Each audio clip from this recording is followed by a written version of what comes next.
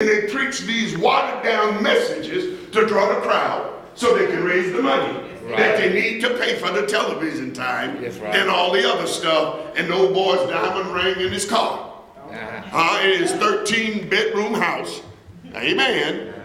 And drive his Rolls Royce so he can drive his Rolls Royce. So they have these people. They won't come down to this church. It's too little. It don't pay enough. It ain't worth stopping at. Oh, y'all didn't hear it? He said these are dabbers. Dabbers runs in an association. Yeah, dabbers run in an association. I used to belong to the Full Gospel Baptist Fellowship. Started out with Palm 1 the first day of the fellowship. Bought my ticket, paid my motel room, went down to New Orleans. They moved it from the convention center over to the Superdome. I'm there because I wanted an association where the people, I thought this got to be it, and everything. And I gets there, and it was fine that first year. Just wonderful. That first, I said, got it. Found the association that I need to be in. So I complied with all the stipulations that you must comply with to be a part of the association. And then when I went the next time, I saw no fruit. Tell it. Tell it. I saw no fruit. But I saw all these big shot bishops and everything sitting on the rostrum with their pretty robes on, flying in their private airplanes and everything. Oh, Lord, have mercy. But I saw no fruit. So I'm thinking I'm going to learn something. I'm going to get a hold of this thing so I can do it the way I want to do it. And I'm looking for somebody to help me to show me how to build a bigger church and raise up a bigger congregation. Wrong thing. Looking for the wrong thing. That's it. But I should have had somebody in that association that could tell me, quit looking for the big crowd.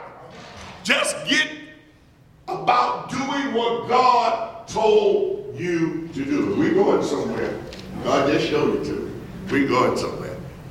So, after 3 years, which was making 5 years that I was in the association, I never missed my dues.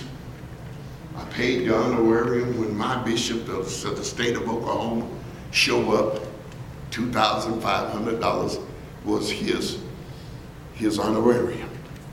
I had it. I had 69 regular members running about 150 every Sunday because my drinking buddies had to come by the church to see was I really saved. Yeah, they came to church every Sunday because they just want to know that this George Palmer that used to drink a quart of gin a day cannot be the George Palmer that y'all say he is. So they came by. Yeah. So I wrote my bishop. I said, Bishop, I need to talk with you. I can come to Houston if you want me to, or you can come to Oklahoma. Then I thought about it and I said, no, don't come to Oklahoma. I'll come to Houston. So I went to Houston, sat down and talked to him, and I said, what can I get out of this association that'll help me do what I need to do, or to make my vision what I need to make it? And he said, well, Palmer, right now, it ain't very much we can do with small churches in small rural cities. Land was small. Testify.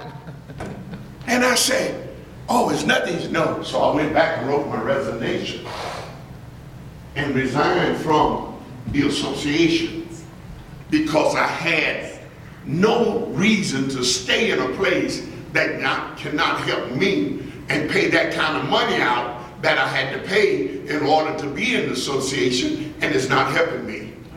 Amen? Amen. And the only person I could get to come down is the bishop, and he's only coming for his $2,500.